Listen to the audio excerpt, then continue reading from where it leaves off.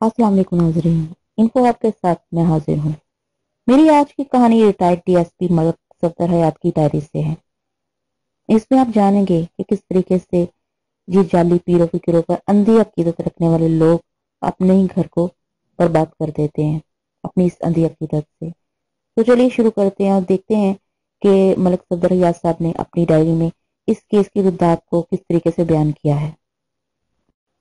रात तारीख थी, आसमान पर गहरे बादल छाए हुए थे और वक्फे वक्फे से बिजली चमक रही थी। रात के 9 या 10 बजे एक हवलदार ने आकर खबर दी कि एक नौजवान लड़की ट्रेन से कटकर हलाक हो गई है और ट्रेन कस्बे से बाहर एक वीराने में रुकी हुई है। मैं फौरन तैयार होकर जाए हादसा पर पहुंच गया। ट्रेन के बेशतर मुसाफिर बाहर खड़े हादसे के बारे में क्या सराहियां कर रहे थे। इंजन ड्राइवर एक बारिश बूढ़ा आदमी था और हादसे ने उसके असाब पर बहुत बुरा असर डाला था। उसका नाम रफीक हुसैन था। उसकी ट्रेन 220 डाउन पैसेंजर ट्रेन थी जो लाहौर और मारी इंडस के दरमियान चलती थी। गालबन अब भी चलती है। जन्म हादसा मेरी गलती से नहीं हुआ, उसने रस्मी कलमात के बाद कहा। औरत अचानक ही ट्रेन के सामने आ गई थी। उस वक्त फासला इतना कम था कि ट्रेन को रोकना मुमकिन नहीं था।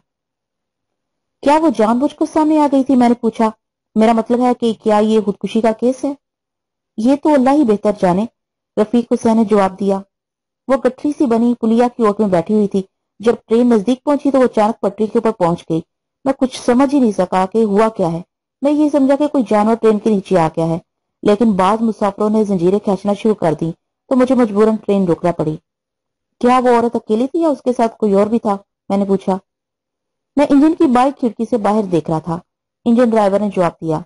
और वो औरत पट्टी की दाईं तरफ थी, नीज इस तरफ पुलिया की आड़ भी थी, इसलिए मैं ठीक तौर पर देख नहीं सका। सारा मंजर 2-3 सेकंड के अंदर मेरी नजरों से ओझल हो गया था। कुछ मुसाफिरों का कहना है कि उन्होंने किसी शख्स को झाड़ियों में गायब होते देखा था, लेकिन मैंने किसी को नहीं देखा। रफीक हुसैन का बयान लेने के बाद मैं मुसाफिरों की तरफ मुतवज्जा हो गया और उनसे हादसे के बारे में इस्तफसार किया। एक मुसाफिर ने कहा, औरत के साथ एक आदमी भी था। उसने मेरे सामने औरत को इंजन के सामने धक्का दिया था। धक्का देने के बाद वो झाड़ियों में गायब हो गया था। तुम किस डिब्बे में सफर कर रहे हो? मैंने मुसाफिर से पूछा। वो एक नौजवान देहाती था और शक्ल सूरत से माकूल आदमी नजर आता था। गालबन पढ़ा लिखा नहीं था। मैं सबसे अगले डिब्बे में हूँ जी, उसने जवाब दिया और हादसे के वक्त दरवाजे पर खड़ा था। किस दरवाजे में खड़े थे? मैंने पूछा। दाईं तरफ या बाईं तरफ वाले? उसने लम्हा भर के लिए सोचा, फिर हाथ से इशारा करके बोला, मैं उस तरफ था जी, परली तरफ। हम उसका ट्रेन के बाई जानब खड़े थे। इसका मतलब ये था कि वो दाहिनी तरफ वाले दरवाजे पे खड़ा था। मैंने पूछा, जिस शख्स को तुमने झाड़ी में भागते हुए देखा था उसका कुछ हुलिया वगैरह बता सकते हो? अंधेरे में हुलिया का क्या पता चलता है जी, उसने वैसे भी बुक्कल मार रखी थी, मुंह और सर अच्छी तरह लपेट रखा था।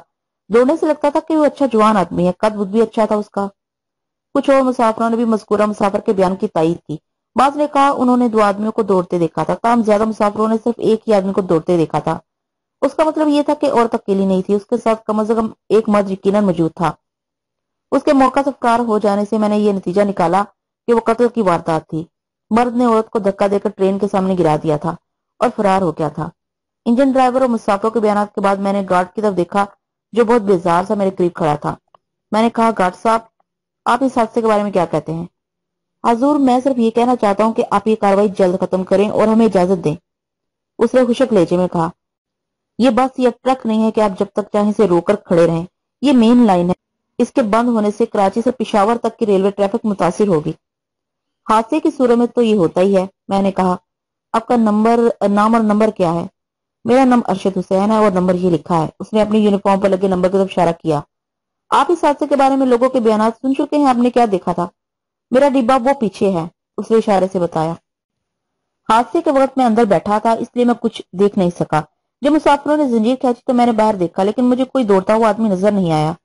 इन लोगों के बयान से फारिग होने के बाद मैंने गार्ड की लॉग बुक में दस्तखत किए और ट्रेन को जाने की इजाजत दे दी। जहां ट्रेन रुकी थी जाए हादसा वहां से एक फरलांग पीछे थी। वहां चंद सिपाही ड्यूटी दे रहे थे। लड़की का जिस्म कटकर 2 हिस्सों में तकसीम हो गया था। धड़ पटरी के दरमियान में पड़ा था और टांगे बाहर पड़ी थी। आस पास के स्लीपर और पत्थर खून से सुर्ख हो रहे थे। इंतहाई खौफनाक मंजर था। अगरचा लड़की का चेहरा मसख हो चुका था, लेकिन ये अंदाजा लगाना मुश्किल नहीं था कि वो एक खुशशक्ल और आसूदा हाल घराने की लड़की थी। उसका लिबास रेशमी और कीमती कपड़े का था। बादलों की घन गरज और बिजली की चमक से अंदाजा होता था कि बारिश किसी भी वक्त शुरू हो सकती थी। रेलवे लाइन से 1.5-2 फरलांग के फासले पर मरकजी शाहराह थी जो हर वक्त रवादवा रहती थी। मैंने सड़क की तरफ नजर की तो कुछ फासले पर मध्यम रोशनी दिखाई दी। इस रफ्तार पर एक सिपाही ने बताया कि वहां पर एक बस स्टैंड है। करीबी देहातों के रहने वाले वहां से बसों पर चढ़ते और उतरते थे। बाकी फासला वो अमूमन पैदल तय करते थे, सिवाय इसके कि किसी के पास अपनी सवारी हो। उसकी जगह 2-3 दुकानें भी थी। एक परचून की दुकान थी, एक दूध दही और एक चाय की दुकान थी। मैंने 2 सिपाही भेजकर वहां से एक चारपाई मंगवाई और लाश को अस्पताल भिजवा दिया। एएसआई आसमान की तरफ देखते हुए बोला, अगर बारिश होगी तो खुरा मिट जाएगा। बारिश तो जरूर होगी, मैंने कहा। मुझे ख्याल है कि जिस शख्स ने यह वारदात की है उसने बारिश के इम्कान को मद्देनजर रख लिया होगा। क्यों ना अपने तौर पर खुरा वगैरह देख लिया जाए। मेरा ख्याल है कि ये लोग बस से उतरकर उधर आए होंगे, एएसपी ने कहा। मैं टॉर्च की रोशनी में आसपास के इलाके का जायजा लेने लगा। थोड़ी देर के बाद मुझे घास में एक जनाना सैंडल पड़ी दिखाई दी। उस जमाने के लिहाज से वो जदीद फैशन की सैंडल थी। 2 कदम आगे दूसरी सैंडल भी मिल गई। वाज़ह तौर पर वो मुतफ्फिया की सैंडल थी। वो जगह जाए हादसा से 6-7 कदम के फासले पर थी। सैंडल के ऊपर खून का कोई निशान नहीं था, जिससे ये जाहिर होता था कि मुतफ्फिया ने हादसे से कबल ही वो सैंडल उतार दी थी या उसे उतारने पर मजबूर कर दिया गया था। आसपास मुसाफिरों के कदमों के बेशुमार निशानात थे, इसलिए लड़की के मुबीना साथी के कदमों के निशानात का तयन करना बहुत मुश्किल था। फिर वहां घास और खुदरो और झाड़ियों की बहुतायत थी, जिनमें रात के वक्त कदम रखते हुए खौफ महसूस होता था। एएसआई जो दूसरी जगह पर देख रहा था तेज आवाज में बोला, मलक साहब जरा जल्दी से यहाँ आए, ये देखें क्या है। मैं दौड़कर उसके करीब पहुंच गया और हैरत से उस बच्चे की तरफ देखने लगा जो छोटे से गद्दे पर दुनिया माफिया से बेखबर पड़ा था। वो मलमल के महीन दुपट्टे में लिपटा हुआ था। मेरे दिल में ये सवाल पैदा हुआ कि उसे जंगली जानवरों और सांपों से महफूज रखने के लिए क्या एहतियात की गई थी जो इस इलाके में बकसरत पाए जाते थे। एक सिपाही ने कियासराई करते हुए कहा, शायद ये मरने वाली का नाजायज बच्चा है, इसलिए इसने खुदकुशी की है। वो जगह झाड़ियों में गिरी थी और जाए हादसा से तकरीबन 50 कदम सड़क की तरफ थी। एएसआई ने कहा, अगर वो लड़की खुदकुशी करने यहाँ आई थी तो उसे चाहिए था कि बच्चे को घर छोड़ाती। जनाब, नाजायज बच्चे को आजकल कोई नहीं संभालता, सिपाही ने कहा। जिस आदमी को लोगों ने भागते देखा था वो जरूर लड़की का आशना होगा, पर इस मासूम का इसमें क्या कसूर है? हाय हाय, कैसे जालिम लोग हैं। मैंने सिपाही से कहा, तुम इस बच्चे को उठा लो, फौरन वापस चले जाओ। ये जागते ही दूध के लिए चिल्लाएगा, इसे जाते ही किसी समझदार फैमिली के सुपुर्द कर देना। सिपाही ने बच्चे को गद्दे समेत उठा लिया और वापस रवाना हो गया। खासा खूबसूरत और सेहतमंद बच्चा था। उसकी उम्र 5-6 माह के करीब थी। सिपाही के जाने के बाद मेरे साथ एक एएसआई और एक सिपाही रह गए। हो सकता है मरने वाली और इसका साथी बस से उतरकर इधर आए हों, मैंने कहा। ऐसी सूरत में बस स्टॉप पर मौजूद दुकानदारों ने जरूर उसे देखा होगा। अगर बस से आए होंगे तो लड़की का साथी बस से ही वापस गया होगा, एएसआई ने कियासराई की। हम झाड़ियों के दरमियान से होते हुए सड़क पर पहुंचे और वहां से बस स्टॉप पर पहुंच गए। वहां 4 या 5 अफराद थे। 3 दुकानदार थे और बाकी ग्राहक थे। वो पांचों चाय की दुकान पर बैठे थे और गालबन हादसे के बारे में बातें कर रहे थे। हमें देखकर वो एकदम चुप हो गए। अंदर 2 लालटेनें जल रही थी। आइए जनाब थानेदार साहब, चाय की दुकान के मालिक ने कहा, जो साफी से कुर्सियां साफ करने लगा। क्या पेश करूं जनाब, दूध या चाय? अच्छा भाई शफी मोहम्मद, मैं चलता हूँ, एक बूढ़ा शख्स उठते हुए बोला। आज मौसम बड़ा खराब है। क्या बात है बाबा जी? एएसआई ने बूढ़े से कहा। मैं देखते ही आपको मौसम का ख्याल आ गया। नहीं जनाब, ऐसी तो कोई बात नहीं है, बूढ़े ने कहा। मैं तो बस उठने ही वाला था। उसने धोती और कमीज के ऊपर मैली सी वास्कट पहन रखी थी और सर पर ढीली ढाली पगड़ी थी। दाढ़ी ज्यादा सफेद हो चुकी थी। आपका नाम क्या है? मैंने पूछा। मेरा नाम नबी बख्श है, उसने जवाब दिया। ये सामने वाली परचून की दुकान मेरी है। तीसरे दुकानदार का नाम मोहम्मद हनीफ था। उसका सिगरेटों का खोखा था। इसके अलावा वो जानवरों का चारा भी फरोख्त करता था। वो 30-35 साल का कबील हफ्सा शख्स था। गले में इसने मैला सा रुमाल बांध रखा था। मैंने किसी को मुखातब किए बगैर कहा, थोड़ी देर पहले उधर एक हादसा हो गया। एक नौजवान लड़की ट्रेन के नीचे आकर मर गई है। उसके साथ एक मर्द भी था, मगर उसका कुछ पता नहीं चला। हाँ जी, हम भी देखने गए थे, शफी मोहम्मद चाय फरोश ने कहा। तोबा तोबा जी, बंदे को अल्लाह से डरते रहना चाहिए। जिंदगी का कोई भरोसा नहीं है। पता नहीं कौन थी बेचारी, घर वाले तो उसके इंतजार में बैठे होंगे। लोग कहते हैं कि उसने खुदकुशी की है। हम इसी बात की तफ्तीश कर रहे हैं, मैंने कहा। तुम लोगों ने किसी औरत और मर्द को बस से उतरते तो नहीं देखा? बुढ़ा नबी बख्श मोहम्मद हनीफ सिगरेट फरोश की तरफ देखते हुए बोला। मोहम्मद हनीफ, तुम क्या बता रहे थे? मोहम्मद हनीफ कसे आकर बोला, ओ नहीं जी, मैं तो ऐसे ही बात कर रहा था। घबराने की जरूरत नहीं है जवान, मैंने कहा। हम सिर्फ ये मालूम करने की कोशिश करें कि लड़की कौन थी और कहां से आई थी। हमें उसके वारसों की तलाश है। अगर तुम लोगों को कोई बात मालूम है तो बिला खौफ बता दो। ये हनीफा बता रहा था कि इसने एक मर्द औरत को बस से उतरते देखा था, शफी मोहम्मद चाय फरोश ने कहा। हाँ भाई मोहम्मद हनीफ, तुमने उस मर्द औरत को कौन सी बस से उतरते देखा था? बस का मुझे ख्याल नहीं रहा, हनीफ ने जवाब दिया, लेकिन मेरा ख्याल है कि वो कोई दूसरी औरत थी। उसकी गोद में शायद बच्चा भी था। मैंने इन्हें बस के जाने के बाद देखा था। उस वक्त यहाँ एक साथ 3 बसें आ गई थी। 2 बसें तो लाहौर की थी और एक शाहपुर की। इन बसों से 7-8 मुसाफिर उतरे थे। बाकी मुसाफिर तो जल्दी जल्दी इधर उधर रवाना हो गए थे, लेकिन ये मर्द और औरत कुछ देर इधर उधर ठहर कर बातें करते रहे थे। मर्द सिगरेट पी रहा था, औरत को कुछ समझाने की कोशिश कर रहा था, लेकिन औरत नाराज मालूम होती थी। आओ हमें वो जगह तो दिखाओ जहां दोनों बातें करते रहे थे। हनीफ सिगरेट फरोश हमें एक ऐसी जगह ले गया जहां एक दरख्त का तना पड़ा था। वो जगह सड़क से 15-20 कदम दूर थी। मैंने टॉर्च जलाकर जमीन का जायजा लिया। वहां घास उगी हुई थी और कदमों के निशानात नजर आने का कोई इम्कान नहीं था। करीब ही एक पगडंडी थी जो रेलवे लाइन की तरफ जाती थी। ये क्या है? एएसआई ने कहा और झुककर जमीन से कोई चीज उठाई। मैंने एएसआई के हाथ पर टॉर्च की रोशनी डाली तो देखा इसने सिगरेट का एक टोटा पकड़ा हुआ था। वो इस टोटे का जायजा लेते हुए बोला, पासिंग शो का टोटा है। गालबन लड़की का साथी ये सिगरेट पी रहा था। उस जमाने में ये सिगरेट काफी मकबूल था, आजकल शायद नहीं बनता, कभी नजर नहीं आया। क्या तुमने मर्द की शक्ल देखी थी? मैंने हनीफ सिगरेट फरोश से पूछा। उसने नफी में सर हिला दिया। मैं शक्ल नहीं देख सका, उसका मुंह परली तरफ था। उसने बुक्कल मार रखी थी। कुछ हुलिया याद है तुम्हें उसका? कद काट कैसा था? कपड़े कैसे पहन रखे थे उसने? वो सोचते हुए बोला, अच्छे मजबूत जिस्म का आदमी था, जवान लगता था। कपड़े तो मैंने नहीं देखे, पर जिस चादर की उसने बुक्कल मार रखी थी वो मुटियाले रंग की थी। वो जवान तुम्हें दोबारा तो नजर नहीं आया? मैंने पूछा। वो इधर ही से बस में वापस गया होगा। हमारा अंदाजा है कि वो हादसे के बाद वापस गया था। नबी बख्श, तुम भी जरा सोचो। जनाब, हादसे के बाद इधर से कोई मुसाफिर बस पर नहीं चढ़ा। नबी बख्श परचून फरोश ने कहा। ये हनीफ और शफी तो हादसे की खबर सुनकर उधर पट्टी की तरफ चले गए थे और मैं अकेला यहाँ रह गया था। उसके बाद से मैंने अंदाजा लगाया कि लड़की का साथी या तो पैदल किसी तरफ निकल गया था या ट्रेन में सवार हो गया था। इस अफरा तफरी में किसी ने उसकी तरफ ध्यान नहीं दिया होगा। जब हम वापस रवाना हुए तो बारिश शुरू हो गई और हम भीगते हुए घर पहुंचे। अगली सुबह लड़की के वारसों का पता चल गया। वो एक खाते पीते सुनार खानदान की लड़की थी और तकरीबन 1.5 साल कबल उसकी शादी हुई थी। उसका नाम रजिया मालूम हुआ। अस्पताल वालों ने पोस्टमार्टम के बाद लाश वर्षा के हवाले कर दी थी और शीरख्वार बच्चे को, जिसका नाम सलीम मालूम हुआ था, उसके ननियाल वाले सुबह आकर ले गए थे। मैं थाने पहुंचा तो रजिया का बाप, भाई और दीगर कुछ रिश्तेदार रिपोर्ट करवाने आए हुए थे। रजिया के बाप का नाम मनसब अली था। उसकी उम्र 60-62 साल के करीब थी और कमर थोड़ी सी झुकी हुई थी। बेटी की मौत के गम ने उसे निढाल कर रखा था। उसने आते ही कहा कि वो कत्ल की रिपोर्ट दर्ज कराना चाहता है। साथ ही उसने नोटों की गड्डी भी मेरे सामने रख दी। ये क्या है? मैंने नोटों की तरफ इशारा किया। इसे आप जो मर्जी समझें। बूढ़े मनसब अली ने कहा, अगर आप हुक्म करें तो मैं और रकम आपकी खिदमत में पेश कर दूंगा। मुझे पता है इसके बगैर आप रिपोर्ट दर्ज नहीं करेंगे। मैंने आपको पहले कभी नहीं देखा। आपने ये फैसला कैसे कर लिया कि मैं पैसों के बगैर रिपोर्ट नहीं लिखूंगा? मलक साहब, मैं अपनी बेटी के कातलों को फांसी के तख्ते पर देखना चाहता हूँ। वो रो पड़ा। मेरे पास सबूत कोई नहीं है, लेकिन मैं अच्छी तरह जानता हूँ कि मेरी रजो को किसने कत्ल किया है। मैं मजबूत रिपोर्ट करवाना चाहता हूँ। मैं आपको गवाह भी ला कर दूंगा। आप झूठे सच्चे की फिक्र ना करें। कातिल बड़ी हैसियत वाले लोग हैं। जब आप उनके पास जाएंगे वो आपके सामने नोटों के ढेर लगा देंगे। इसलिए मैं पहले ही नोट लेकर हाजिर हो गया हूँ। आपकी कोई बेटी है तो उसका जेज का सारा जिम्मा मेरे जिम्मे। मैं उसे सोने में ला दूंगा, लेकिन ये केस मजबूत होना चाहिए। रिपोर्ट ऐसी लिखें कि उन कुत्तों के छक्के छूट जाएं। मैं अपनी सारी जायदाद बेच डालूंगा। मनसब अली, अगर किसी ने आपकी बेटी को वाकई कत्ल किया है तो मैं उसे सजा दिलवाने की पूरी कोशिश करूंगा, मैंने कहा।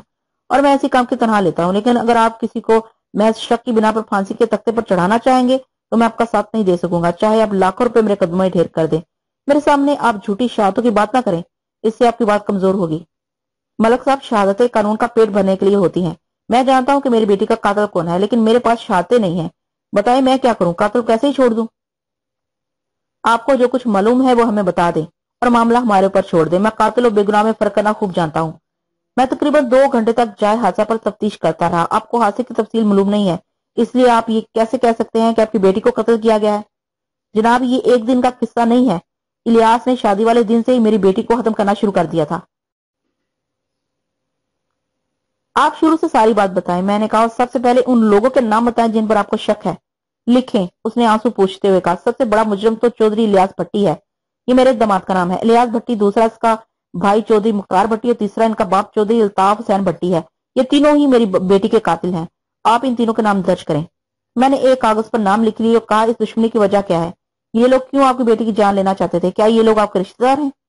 जी हाँ, दूर के रिश्तेदार हैं, बूढ़े सुनार ने जवाब दिया। हमारी इनसे ना तो कोई दुश्मनी है ना ही शरीका है, लेकिन इलियास ने शादी के दूसरे ही दिन से रजू से बुरा सलूक करना शुरू कर दिया था। शायद उसे अपनी बैरिस्ट्री का घमंड है। रजू ने कई दफा अपनी माँ से शिकायत की थी कि इलियास उसे मारता है, उसके साथ अच्छा सलूक नहीं करता, उसे पसंद नहीं करता, ताने देता है। लेकिन मैं हर दफा अपनी बेटी को ही समझाता था। हम इज्जतदार लोग हैं, जरा जरा सी बात पर बेटी को घर नहीं बिठा लेते। काश मुझे मालूम होता کہ بات اس حد تک بڑھ چکی ہے تو میں رجوع کا فیصلہ کروا لیتا۔ جھگڑا کس بات پر ہوتا تھا؟ رجوع زیادہ پڑھی لکھی نہیں تھی مگر خوبصورت اور سگڑ لڑکی تھی، گھر سنبھالنا جانتی تھی، لیکن الیاس کے دماغ میں فتور پیدا ہو گیا تھا، اس نے اونچی اونچی باتیں کرنا شروع کر دی تھی۔ منصب علی، آپ جھگڑے کی جو وجہ بتا رہے ہیں وہ بہت کمزور ہے۔ دوسری بات یہ ہے کہ آپ کا داماد ایک وکیل ہے، یعنی قانون جانتا ہے، اگر اس نے آپ کی بیٹی کو قتل کیا تو بہت ہوشیاری سے سب کچھ کیا ہوگا، اپنے جرم کا کوئی ثبوت نہیں چھوڑا ہوگا۔ آپ کل کسی وقت ہمارے گھر آ جائیں، میری بیوی کو جھگڑے کی اصل حقیقت معلوم ہوگی۔ رجو اسی کو ساری بات بتایا کرتی تھی، اور جہاں تک الیاس کی قانون دانی کا تعلق ہے تو اس سے آتا جاتا کچھ نہیں ہے، اس نے آج تک کچہری کی شکل نہیں دیکھی۔ برادری پر روب ڈالنے کے لیے LLB کر لیا ہے۔ اس نے مزید بتایا کہ اس کا داماد ایک قریبی قصبے میں رہتا ہے جو وہاں سے تقریباً 5-6 میل کے فاصلے پر تھا، وہاں بس بھی جاتی تھی اور ٹرین بھی۔ انہیں رضیہ کے آنے کی کوئی اطلاع نہیں تھی، وہ اکیلی کبھی نہیں آئی تھی، یا تو شوہر کے ساتھ آتی تھی یا اپنے دیور مختار کے ساتھ۔ 3-4 روز کے بعد شیخ منصب علی کے گھر گیا تاکہ اس کی بیوی سے رضیہ اس کے شوہر کے جھگڑے کے بارے میں معلومات حاصل کر سکوں۔ ایک نومر لڑکا مجھے اندر لے گیا اور بیٹھک میں بٹھایا۔ تھوڑی دیر بعد منصب علی کمرے میں آیا اور سلام کرنے کے بعد معذرتی لہجے میں بولا، آج شاہ صاحب آئے ہوئے ہیں، انہوں نے کہا ہے کہ میری بیوی کے بیان کے لیے آج کا دن سعد نہیں ہے، اور ہاں دوسری بات یہ ہے کہ وہ ہماری درخواست پر قاتل کا پتہ چلانے کے لیے 3 روزہ وظیفہ کر رہے ہیں، 3 روز کے بعد وہ قاتل کے بارے میں سب کچھ بتا دیں گے۔ میں نے طنزیہ لہجے میں کہا، اس کے بعد قاتل خود ہی گرفتاری کے لیے تھانے میں حاضر ہو جائے گا؟ شاہ صاحب نے کہا کہ یہ بھی ہو سکتا ہے۔ منصب علی میرے طنز کو سمجھے بغیر بولا، اس کے لیے 7 روز کا وظیفہ کرنا پڑے گا۔ ہم نے التجا تو کی ہے، اگر شاہ صاحب نے اسے قبول کر لیا تو یہ کام بھی ہو جائے گا۔ آپ نے میرے دل میں شوق پیدا کر دیا ہے۔ میں نے کہا، کیا میں شاہ صاحب کی زیارت کر سکتا ہوں؟ اس کا تو بہت مشکل ہے، وظیفے کے دوران شاہ صاحب کسی سے بات کرنا پسند نہیں فرماتے۔ میں تو صرف زیارت کرنا چاہتا ہوں، میں نے اصرار کیا۔ وہ میری عقیدت دیکھ کر مجبور ہو گیا، بولا اب ذرا توقف کریں، میں کچھ انتظام کرتا ہوں۔ وہ مجھے ڈرائنگ روم میں چھوڑ کر اندر چلا گیا۔ میں پشت پر ہاتھ بندھے کمرے میں ٹہلنے لگا۔ وہ اونچی چھت والا ایک کشادہ اور نفاست سے سجا ہوا کمرہ تھا، ہر شے کرینے سے رکھی ہوئی تھی، فرش پر خوبصورت قالین بچھا تھا، قیمتی صوفوں پر سفید گرد پوش چڑھے ہوئے تھے جن پر کہیں ایک دھبا بھی میل کا نظر نہیں آتا تھا۔ اس کمرے کی آرائش میں ہندو ثقافت کا رنگ غالب نظر آتا تھا۔ دیواروں پر منصب علی کے آباء و اجداد کی یہ تصاویر آویزاں تھی جن کو دیکھ کر یہ احساس پیدا ہوتا تھا کہ وہ لوگ جدی پشتی امیر تھے۔ تھوڑی دیر کے بعد منصب علی واپس آیا اور مجھے اپنے پیچھے آنے کا کہہ کر دلان میں داخل ہو گیا۔ وہاں پر ہر شے نفاست سے سجی ہوئی تھی۔ منصب علی ایک چلمن والے دروازے کے سامنے جا ٹھہرا، ہولے سے بتایا کہ تبارک حسین شاہ صاحب اندر تشریف رکھتے ہیں۔ میں ایک قدم آگے بڑھا اور چلمن سے اندر دیکھا۔ داہنی طرف دیوار کے ساتھ ایک مسند رکھی تھی جس پر سبز رنگ کی جھالر دار مخملی چادر بچھی ہوئی تھی۔ ایک سیاہ رے شخص جس کی عمر میرے اندازے کے مطابق 35 اور 40 برس کے لگ بھگ تھی، گاؤں تکیے سے ٹیک لگائے مسند پر جلوہ فروز تھا۔ اس کے بال لمبے اور گنگریالے تھے، مانگ وسط میں بنی ہوئی تھی، سفید چہرے پر جھلکنے والی سرخی اس کی صحت و توانائی کی عکاسی کرتی تھی۔ مجموعی طور پر وہ ایک وجیح، باروب اور خوش شکل شخص تھا۔ اس نے گروے رنگ کا جبہ زیب تن کر رکھا تھا، ایک تسبیح ہاتھ میں تھی، ایک گلے میں۔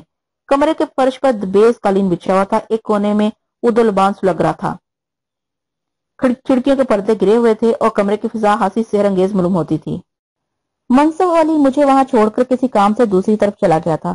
میں وہاں سے ہٹنے کا ارادہ کر ہی رہا تھا کہ ایک نومر لڑکی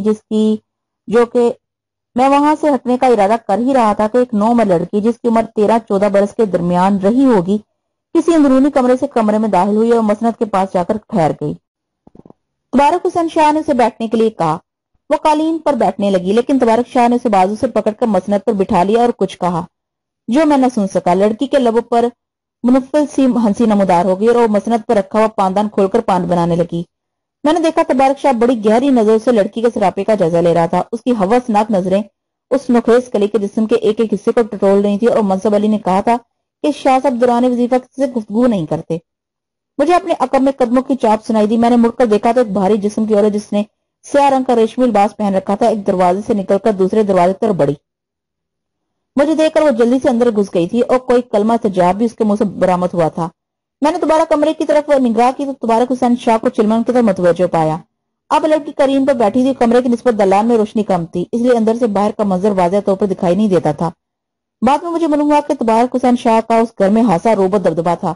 کوئی شخص اس کے کمرے میں تانگ جھانک کی جرات نہیں کرتا تھا، وہ کھلے کمرے میں جو چاہتا تھا کرتا تھا۔ میں نے تنکارتے ہوئے چلمن اٹھائی اور اندر داخل ہو گیا۔ تبارک شاہ نے جلالی نظروں سے میری طرف دیکھا، لیکن میری وردی پر نظر پڑتے ہی اس کا جلال مدھوم ہو گیا۔ उसने लड़की को रुखसत होने का हुक्म दिया और मुझसे मुहातब होकर बोला, हमने मनसब अली से कहा था कि अभी वजीफे में तातुल उसके हक में अच्छा ना होगा। मैंने पुरख्याल नजरों से उल्टे पांव दरवाजे की तरफ बढ़ती हुई लड़की की तरफ देखा और फिर कहा, हजरत वजीफा तो इस आहुए सुबह हराम की आमद के साथ ही मौकूफ हो गया था। मैं देर से चिलमन के साथ लगा खड़ा था। मैंने सोचा क्यों ना मैं भी इस वक्फा आर्जी से फायदा उठाते हुए आपसे फैज हासिल कर लूं। उसकी तेवरी पर बल आ गया। बोला, वजीफे में तातुल किसी शादीशुदा की आमद से पैदा होता है, किसी मुजरत का वजूद हमारे जिक्र फिक्र में हारिज नहीं होता। बैठे।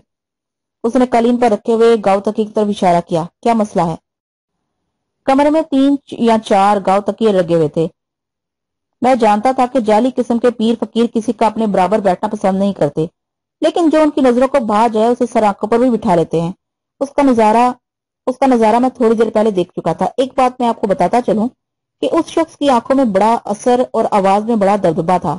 मामूली आदमी उसकी सरताबी कर ही नहीं सकता था। वो मुझे नीचे बिठाना चाहता था ताकि मैं नीचे बैठते ही खुद को से कमतर महसूस करना शुरू कर दूं। इन लोगों को ये इफ्तिखार एतमाद यूं ही नहीं होता। मैंने बड़े बड़े अफसरों को पीरो फिक्रों की मुट्ठी चापी करते देखा है। मैं आगे बढ़ा, उसका घुटना परे करते हुए मसनद के सराहने की तरफ बढ़ गया। मुजर्रद, मैंने उसकी बात दोहराई, यानी कुंवारी लड़की का वजूद आपके जिक्र फिक्र में हारिज नहीं होता। और जल्दी से परे हो गया। बोला, हम ये जिसारत पसंद नहीं करते, जल्दी से काम की बात करो। मैंने कहा, शाह साहब, हम में और आप में ज्यादा फर्क नहीं है। हम दुनियावी थानेदार हैं और रूहानी थानेदार। जहां दुनियावी थानेदार का काम अटक जाता है वहां रूहानी थानेदार का काम आता है। वो हासा जज्बस हो रहा था। मेरा उसके बराबर बैठना, बल्कि सराहने की तरफ बैठना उसे सख्त नागवार गुजर रहा था। अगर उसके मुरीद वहां मौजूद होते तो वो मुझे हरगिज ऐसा न करने देते। वो चंद लम्हों तक मुझे घूरता रहा, फिर बोला, कहाँ अटका है आपका काम? मैंने इधर उधर देखा और धीरे से कहा, मनसब अली नोटों की गड्डियां लिए फिरता है। कहता है कि अगर मैं उसकी बेटी के कातिल को गिरफ्तार कर लूं तो मुझे सोने में तोल देगा। अगर आपकी तरफ से इस सिलसिले में कुछ रहनुमाई हासिल हो जाए तो हमारा काम आसान हो सकता है। यानी आप सोने में तुलना चाहते हैं? उसने चोट की। मैंने कहा, हजरत, मैं एहसान फरामोश नहीं हूं, आप आजमा कर तो देखें। आप एहसान फरामोश नहीं, बेबसीरत और कदर नशनास हैं। पहले हमारे मकाम को पहचाने, फिर बात करें। मैंने उसे जोश दिलाने के लिए कहा, मैं तो पहले समझ गया था कि आपको कुछ मालूम नहीं है। बुजुर्गों ने सच कहा है कि आलमुल गैब सिर्फ खुदा की जात है। एक कमजोर इंसान गैब का हाल नहीं जान सकता। बुजुर्गों ने गलत नहीं कहा। उसने कहा, आलमुल गैब वाकई खुदा की जात है, लेकिन वो अपने बंदों में से जिसको चाहता है गैब की बातें बता देता है। उसने तस्बीह उठा ली और तेज तेज मुंह चलाने लगा। ये इस बात की तरफ इशारा था कि अब वो मेरे साथ बात नहीं करेगा। मैंने उठने का इरादा किया तो मेरी नजर पान की ग्लोरी पर पड़ी जो लड़की बनाकर कस्तरी में रख गई थी। मैंने वो ग्लोरी उठाकर मुंह में रखी और उठकर दरवाजे की तरफ चल दिया। तबारक शाह ने लाहौला विला कहा और दीवार की तरफ मुंह फेर कर बैठ गया। उसे ये बात साफ नागवार गुजरी थी कि मैं उसकी तरफ पीट करके बाहर निकल गया था। दलान में एक नौजवान ने मुझे सलाम किया और मेरे साथ ड्राइंग रूम की तरफ चल पड़ा। उसकी उम्र 24-25 साल के लगभग होगी। कदरे भारी जिस्म का खुश शक्ल नौजवान था। मलक साहब, मेरा नाम साहिब अली है, उसने कहा। मैं मनसब अली साहब का बेटा हूँ। वो रोशन दिमाग और तलीम याफ्ता नौजवान नजर आता था। मैंने उसके कंधे पर हाथ रखते हुए कहा, साहब अली, मैं तुम्हारे पीर तबारक शाह से मिलकर आ रहा हूँ। मेरे अंदर जाने से पहले एक 13-14 साल लड़की उसके पास बैठी थी। ये क्या सिलसिला है? मलक साहब, मैं चंद रोज पहले लाहौर से यहाँ आया हूँ, उसने जवाब दिया। मैं शाह साहब के मुकाम और मर्तबे से इनकारी नहीं हूँ, लेकिन मुझे उनका घर के अंदर बेरोक टोक आना जाना पसंद नहीं है। मगर अब्बा जी इस जमाने में मेरी कोई बात सुनने पर तैयार नहीं है। अगर मैं कुछ कहता हूँ तो भड़क जाते हैं। कहते हैं मैं अभी नादान हूँ, बुजुर्गों का मुकाम नहीं पहचानता। जब मामला अकीदत का तो अक्सर नादान अक्ल का खाना बंद कर देते हैं। तबारक हुसैन शाह तो चलता फिरता आदमी था। अंधी अकीदत तो इंसान को पत्थरों के सामने भी सरबसजूद कर देती है। ऐसे इंसानों को इन तोकों से निजात दिलाना हंसा मुश्किल काम होता है। लिहाजा मैंने साहब अली से कहा, साहब अली, मेरा ख्याल है तुम भी शाह साहब के मुकाम और मर्तबे को नहीं पहचानते। शाह साहब को अकीदत की नजरों से नहीं, बसीरत की नजरों से देखो। जब इंसान खुद किसी बात को समझ लेता है तो फिर दूसरों को समझाना मुश्किल नहीं रहता। मैं आपका मतलब नहीं समझा मलक साहब। देखो मियाँ, तुमने कभी आम के पेड़ पर आग के डोडे लगते नहीं देखे होंगे और आग के पौधे पर आम लगते नहीं देखे होंगे यानी अच्छाई का फल हमेशा अच्छा और बुराई का फल हमेशा बुरा होता है। मेरी इस बात पर गौर करते रहना, पूरा मतलब ही समझ में आ जाएगा। फिर मैंने मौजू बदलते हुए कहा, मैं तुम्हारी बहन की मौत के बारे में तफ्तीश करने आया था। तुम्हारे बाप का ख्याल है कि रजिया को उसके शोहर ने कत्ल किया है। तुम्हारा इस बारे में क्या ख्याल है? रजिया का अपने शोहर से क्या इख्तलाफ था? वो गहरा सांस लेकर बोला, मलक साहब, रजिया खासी खामोश तबीयत लड़की थी। वो बहुत कम किसी को अपने दिल की बात बताती थी, लेकिन ये बात यकीनी है कि वो अपने ससुराल में खुश नहीं थी। हालांकि वो शादी से पहले बहुत खुश थी। शादी उसकी और लियाज की पसंद से हुई थी। दोनों एक दूसरे को बहुत चाहते थे। لیکن میرا خیال ہے کہ شادی کے فوراً بعد کوئی گڑبڑ ہو گئی تھی۔ رضیہ جب شادی کے بعد پہلی مرتبہ گھر آئی تو بہت گمسم لگتی تھی۔ اس کے بعد میں کئی مرتبہ اس کے سسرال بھی گیا تھا۔ بظاہر وہ ٹھیک ٹھاک نظر آتی تھی، گھر میں کام بھی کرتی تھی، باتیں بھی کرتی تھی، مگر یوں لگتا تھا کہ کوئی چیز اسے اندر ہی اندر کھائے جا رہی ہے۔ اس کی مسکراہٹ میں پہلے جیسی چاشنی نہیں رہی تھی، یوں معلوم ہوتا تھا کہ وہ دوسروں کے لیے ہنستی مسکراتی تھی۔ میں نے 2-3 مرتبہ سے پوچھا اس سے پوچھا بھی کہ وہ اتنی اداس کیوں نظر آتی ہے، مگر اس نے ہمیشہ ٹال دیا۔ اگر رضیہ کو الیاس نے قتل کیا ہے تو اس کا پتہ چلانا آپ کا کام ہے، ہمارے پاس اس بات کا کوئی ثبوت نہیں ہے۔ کیا تم رضیہ کی کسی رازدار سہیلی کو جانتے ہو؟ میں نے کہا۔ ممکن ہے اس سے کوئی کام کی بات معلوم ہو جائے۔ اس نے کہا وہ اپنی چھوٹی بہن سے اس سلسلے میں پوچھے گا، پھر مجھے اطلاع کر دے گا۔ اتنے میں منصب علی بھی ڈرائنگ روم میں پہنچ گیا۔ اس نے معذرت کرتے ہوئے کہا کہ مہمانوں کے ساتھ مصروف ہو گیا تھا۔ میں ایک بات بتانا بھول گیا، میں نے واردات کے دوسرے ہی دن ایک ASI کو الیاس بھٹی کے قصبے میں سرسری تفتیش کے لیے بھجوا دیا تھا۔ اس نے جو رپورٹ دی تھی اس کا ذکر میں موقع کی مناسبت سے کروں گا۔ ابھی تک ہم نے واردات کے سلسلے میں کسی کو گرفتار نہیں کیا تھا۔ 5ویں روز میں چند آدمیوں کے ہمراہ الیاس بھٹی سے پوچھ گچھ کے لیے ان کے قصبے میں پہنچ گیا۔ چودھری مختار بھٹی قصبے کا جانا پہچانا اور صاحب ثروت زمیندار تھا، خاصی بڑی حویلی میں رہتا تھا۔ میرے ساتھ 2 یا 3 آدمی اور تھے۔ انہیں میں نے ایک دوسرے کام پر لگایا اور خود چودھری مختار بھٹی کے حویلی میں پہنچ گیا۔ اس وقت دن کے 12 بجے تھے اور مرد گھر میں موجود نہیں تھے۔ ایک ملازمہ نے مجھے بیٹھک میں بٹھایا اور چودھری مختار کی بیوی کو بلا لائی۔ وہ عمر رسیدہ اور نرم مزاج عورت تھی، مجھے اس میں چودھریوں والا تکبر نظر نہیں آیا۔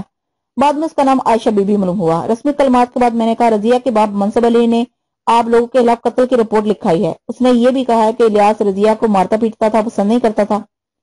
ملک صاحب، منصب علی بیچارے کا تو دماغ چل گیا ہے۔ اگر الیاس کو رضیہ پسند نہ ہوتی تو اس سے شادی کیوں کرتا؟ اس نے تو بڑے چاؤ سے رضیہ کے ساتھ شادی کی تھی، لیکن میں جھوٹ نہیں بولوں گی، شادی کے بعد دونوں میں سمجھوتا نہیں ہو سکا۔ شروع ہی میں کوئی بات الٹی ہو گئی تھی۔ اس کا مطلب ہے کہ منصب علی کا خدشہ غلط نہیں ہے؟ میں نے کہا کچھ نہ کچھ گڑبڑ ضرور تھی۔ گڑبڑ تو ضرور تھی، مگر جو الزام منصب علی ہم پر لگاتا ہے وہ سچا نہیں ہے۔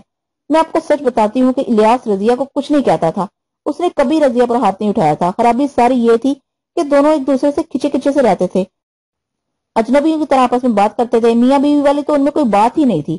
میں الیاس کو بہت سمجھاتی تھی، وہ میری نصیحتیں سن کر ہوں ہاں کر دیتا تھا، لیکن ان پر عمل نہیں کرتا تھا۔ اس کے دل میں کوئی گرا پڑ گئی تھی، جس طرح کھانے میں سے کوئی مکھی نکل آئے تو انسان اس کو کھانے سے کراہیت آنے لگتی ہے، اس کھانے سے کراہیت آنے لگتی ہے، خواہ کتنا ہی لذیذ کھانا کیوں نہ ہو۔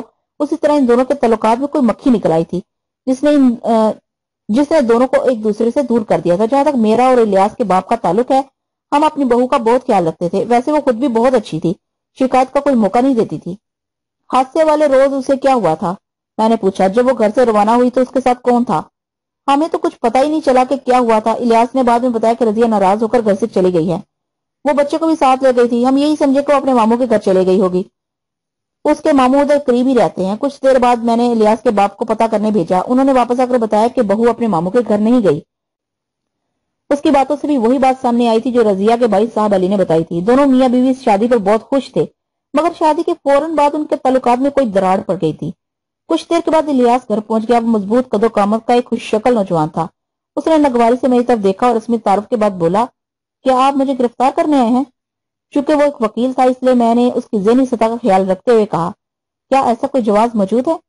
یہ تو آپ کو ہی معلوم ہونا چاہیے، اس نے کہا، کیونکہ مجھے معلوم ہوا کہ آپ نے ہمارے خلاف قتل کی رپورٹ درج کی ہے۔ میں نے سر سے پیر تک اس کا جائزہ لیا اور پوچھا، کیا تمہارے پاس اس کا کوئی ثبوت موجود ہے؟ وہ قدر حفیف ہو کر بولا، ثبوت تو نہیں ہے، لیکن ہمیں سنا یہی ہے، ایک وکیل کو یہ بات زیب نہیں دیتی، وکیل کو بغیر ثبوت کے کوئی بات نہیں کرنی چاہیے۔ پھر میں نے موضوع بدلتے ہوئے کہا، ہم تمہاری بیوی کی موت کے بارے میں ابھی تک کسی نتیجے پر نہیں پہنچ سکے۔ آیا کہ وہ ایک حادثہ تھا، خودکشی تھی یا قتل تھا؟ وہ کچھ نہیں بولا۔ میں نے سلسلہ کرام جاری رکھتے ہوئے کہا، ہمیں کچھ ایسے شواہد ملے ہیں جن کی بنا پر ہمارا اندازہ ہے کہ یہ حادثہ قتل بھی ہو سکتا ہے۔ اس امکان کے پیش نظر میں تم سے چند سوالات کرنا چاہتا ہوں۔ سب سے پہلے تو یہ بتاؤ، تمہاری بیوی کتنے بجے گھر سے نکلی تھی؟ میں نے گھڑی نہیں دیکھی تھی، میرا خیال ہے اس کو 7:30 یا 7:45 بجے ہوں گے۔ جھگڑا کس بات پر ہوا تھا؟ یہ ہمارا ذاتی معاملہ تھا۔ جو بات میں نے رضیہ کی زندگی میں کسی کو نہیں بتائی، وہ اس کے مرنے کے بعد میں کیسے بتا سکتا ہوں؟